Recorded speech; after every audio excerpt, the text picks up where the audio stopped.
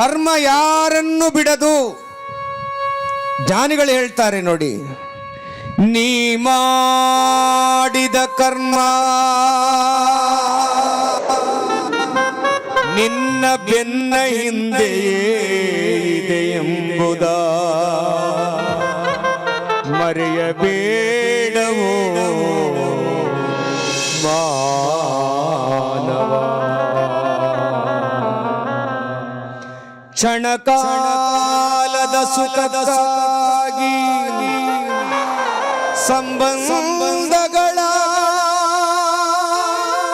ಕೊಲ್ಲಬೇಡ.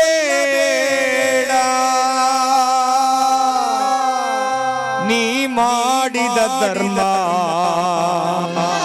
ನಿನ್ನ ಕಾಯುವುದು ಮನುಜ. ಕರ್ಮ ಯಾವತ್ತೂ ನಮ್ಮ ಬೆನ್ನೆಯಿಂದ ಇರ್ತಂತೆ. ನಾನೇನಾದ್ರೂ ಅನ್ಯಾಯ ಮಾಡಿದ್ರೆ ಮುಂದೊಂದು ದಿನ ಅದರ ನೋವನ್ನ ನಾನೇ ಅನುಭವಿಸಬೇಕು. ನೋಡಿ, ಒಂದು ಸಣ್ಣ ಕಥೆಯನ್ನು ಹೇಳ್ತೇನೆ. ಅವ್ವ, ನಿಮ್ಮ ಪುಣ್ಯದ ಕಿವಿಗಳಿಂದ ಕೇಳಿಸ್ಕೊಳ್ಳಿ, ದಯಮಾಡಿ ಮಾತಾಡಬೇಡಿ. ಒಬ್ಬ ತಾಯಿ ತಂದೆ ವಯಸ್ಸಾದಂಥವರು ದುಡಿದು ಒಬ್ಬ ಮಗನನ್ನ ಚೆನ್ನಾಗಿ ಸಾಕಿದ್ರು. ನಾನು ಹೇಳ್ತಾ ಇರ್ತಕ್ಕಂಥ ಕತೆ ಕಲ್ಪನೆ ಅಲ್ಲ, ನಿಜವಾಗಿ ನಡೆದಿರ್ತಕ್ಕಂಥದ್ದು. ಸಾಕಿದ್ರು, ಚೆನ್ನಾಗಿ ಮದುವೆ ಮಾಡಿದ್ರು. ಮಗ ದುಡ್ಕೊಂಬರ್ತಿದ್ದ. ಇದ್ದಕ್ಕಿದ್ದಂಗೆನೆ ಅಪ್ಪನಿಗೆ ಸ್ಟ್ರೋಕ್ ಹೊಡೆದ್ಬಿಡ್ತು. ಅಂದ್ರೆ ನಡೆಯೋಕ್ಕಾಗ್ತಾ ಇಲ್ಲ, ಅಪ್ಪನಿಗೆ ಸ್ಟ್ರೋಕ್ ಹೊಡೆದ್ಬಿಡ್ತು. ಅವ್ವ ಅವಳು ಸೇವೆಯನ್ನ ಮಾಡ್ತಾ ಇದ್ಲು. ಒಂದು ದಿನ ಏನಾಯ್ತು, ನಿಮ್ಮ ಪುಣ್ಯ ಕಿವಿಗಳಿಂದ ಕೇಳಿಸ್ಕೊಳ್ಳಿ ದಯಮಾಡಿ.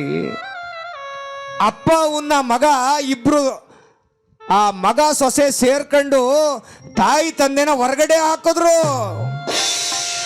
ಮನೆ ಒಳಗಡೆ ಗಲೀಜು ವಾಸನೆ. ನನ್ನ ಹೆಂಡತಿ ಬೇಜಾರು ಮಾಡ್ಕತ್ತಾವಳೆ, ಹಾಗೆ ಹೀಗೆ ಅಂತ ಮಗ ಸಬೂ ಬೇಳಿ ಆ ತಾಯಿ ತಂದೆಯನ್ನ ಹೊರಗಡೆ ಹಾಕ್ಬಿಟ್ಟ. ಎಲ್ಗೂ ಹೋಗ್ತಾರೆ ಅವರು? ಇರೋನು ಒಬ್ಬನೇ ಮಗ.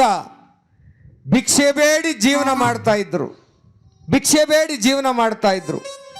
ತಂದೆ ಅಂದ್ರೆ ಆ ಅಜ್ಜ ಇದ್ದಕ್ಕಿದ್ದಂಗೆ ಔಷಧಿ ಕಾಸಿಲ್ಲ, ತಿರ್ಗಾಡೋಕ್ ಶಕ್ತಿ ಇಲ್ಲ, ಹೊಟ್ಟೆ ತುಂಬ ಊಟ ಇಲ್ಲ, ಸತ್ತೋಗ್ಬಿಟ್ಟ. ಪೊಲೀಸ್ನವ್ರು ಫೋನ್ ಮಾಡ್ತಾರೆ. ಯಾರಿಗೆ? ಮಗನಿಗೆ ಫೋನ್ ಮಾಡ್ತಾರೆ. ನಿನ್ನ ತಂದೆ ಸತ್ತೋಗಿದ್ದಾನೆ, ನಿಮ್ಮವ್ವ ಒಬ್ಳೆ ಕೂತ್ಕೊಳ್ತಾ ಇದ್ದಾಳೆ, ಇದ್ಯಾವುದೋ ಒಂದು ಬಸ್ ಸ್ಟ್ಯಾಂಡ್ ಅಲ್ಲಿ ಇದ್ದಾರೆ, ಬೊಬ್ಬ ನಿಮ್ಮ ಅಪ್ಪನ ತಗೊಂಡೋಗು, ಬಂದು ಶವ ಸಂಸ್ಕಾರ ಮಾಡು ಅಂದ್ರೆ ಆ ಮಗ ಹೇಳ್ತಾನೆ, ನನಗೆ ಅವ್ರು ಯಾರು ಅಂತ ಗೊತ್ತಿಲ್ಲ ಸ್ವಾಮಿ, ಅನಾಥ ಹೆಣ ಅಂತ ನೀವೇ ಸುಟ್ಟಾಕ್ಬಿಡಿ ಅಂತ ಅಂತಾನೆ. ಎಂತ ಸ್ಥಿತಿ ಬಂತು ಸ್ವಾಮಿ. ಎತ್ತು ಒತ್ತು ಹಾಲುಣಿಸಿ ತುತ್ತುಣಿಸಿ ಹೆಗಲ ಮೇಲೆ ಒತ್ತು ಮೆರೆದಂತ ತಂದೆಗೆ ಇಂಥ ಸ್ಥಿತಿ. ತಾಯಿ ಎಲ್ಲೆಲ್ಲೋ ಭಿಕ್ಷೆ ಬೇಡಿ, ಹೆಂಗೋ ಭಿಕ್ಷೆ ಬೇಡ್ಕೊಂಡು ಜೀವನ ಮಾಡ್ತಾ ಇದ್ದಾಳೆ ತಾಯಿ. ನೋಡಿ ಎಂತ ವಿಚಿತ್ರ ಅಂದ್ರೆ, ಮಗ ಕುಡಿದು ಕುಡಿದು ಕುಡಿದು ಕುಡಿದು ಕುಡಿದು ಇವನಿಗೇನಾಗೋಯ್ತು, 2 ಕಿಡ್ನಿನೂ ಫೇಲ್ ಆಗೋದು ಮಗನಿಗೆ. ಎದ್ದು ನಡೆಯೋಕ್ಕಾಗ್ತಾ ಇಲ್ಲ, ಮಲಮೂತ್ರವೆಲ್ಲ ಒಂದೇ ತಾವು ಮಾಡ್ಕೊಳಕ್ ಶುರು ಮಾಡ್ದ. ಹೆಂಡತಿ ನೋಡುಗಂಟ ನೋಡಿದ್ಲು, ಇವನ್ ಜೀವನ ಜೊತೆ ಸರೋಗುದಿಲ್ಲ ಅಂತೇಳಿ ಏನ್ ಮಾಡಿದ್ಲು, ಇವನ್ನ ಬಿಟ್ಲು, ಇನ್ನೊಬ್ಬನ ಜೊತೆ ಪರಾರಿಯಾಗಿ ಹೋದ್ಲು ಅವಳು. ಆಗ ಯಾರೋ ಪುಣ್ಯಾತ್ಮರು, ಅವಮ್ಮ ತಿರುಗ್ತಿದ್ಲಲ್ಲ ಬೀದಿ ಬೀದಿಲಿ ಭಿಕ್ಷೆ ಮಾಡ್ತಾ, ಕರ್ಕೊಂಬಂದ್ರಂತೆ. ನೋಡಿ ನಿನ್ ಮಗ ಹಿಂಗಾಗವನಿ ಅಂತ ಗುಳೋ ಅಂತ ಕಣ್ಣೀರು ಹಾಕೊಂಡು ಆ ತಾಯಿ ಆ ಮಗನನ್ನ ಅಂತ ಇಳಿ ವಯಸ್ಸಲ್ಲೂ ಕೂಡ ಆ ಮಗನನ್ನ ಮೈ ಸೌರಿ ಯಾವ್ದು ಬಟ್ಟೆನಲ್ಲಿ ಮೈ ಒರೆಸಿ ಅವನಿಗೆ ಏನು ಬೇಕು ಅಂತೆಲ್ಲ ಕೇಳಿ ಅವ್ರಿವ್ರ ಹತ್ರ ಭಿಕ್ಷೆ ಬೇಡಿ ಏನೋ ಕೈಯೋ ಕಾಲ ಕಟ್ಕೊಂಡು ಎಲ್ಲೋ ಆಸ್ಪತ್ರೆಗೆ ಕರ್ಕೋಗಿ ಅಡ್ಮಿಟ್ ಮಾಡ್ಕೊಂಡು ಆ ತಾಯಿ ಸೇವೆಯನ್ನು ಮಾಡ್ತಾ ಇದ್ದಾಳೆ ಇವತ್ತು ಕೂಡ. ಅದಕ್ಕೆ ನಾನು ಮೊದಲೇ ಹೇಳಿದೆ, ನಾ ಮಾಡಿದ ಕರ್ಮ ಅಥವಾ ನೀ ಮಾಡಿದ ಕರ್ಮ ನಿನ್ನ ಬೆನ್ನ ಬಿಡದು. ಯಾವತ್ತಿದ್ರು ಒಂದಲ್ಲ ಒಂದು ದಿನ ಅದು ನಮ್ಮನ್ನ ತಟ್ಟುತ್ತೆ.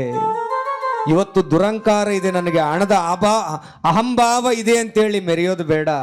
ಸತ್ತಾಗ ಉರಿಯೋದು ಇದ್ದೇ ಇದೆ. ಚಿತೆ ಮೇಲೆ ನಿಂತ್ಕೊಂಡು ನೋಡಿ ಆ ಶರೀರ ಹೆಂಗ್ ಉರಿತದೆ ಅಂತ ನಿಮಗೆ ಗೊತ್ತಾಗುತ್ತೆ. ಮುಂದೊಂದಿನ ನಾವು ಅದೇ ಸ್ಥಿತಿಲಿ ಇರ್ತೀವಲ್ವವ್ವ. ಅದಕ್ಕೆ ಆ ತಾಯಿ ತಂದೆಯರ ಸೇವೆಯನ್ನ ಮಾಡಿ ನಾವೆಲ್ಲ ಅನುಗಾಲ ಅನವರತ ಅವರ ಪ್ರೀತಿಗೆ ಪಾತ್ರರಾಗಬೇಕು.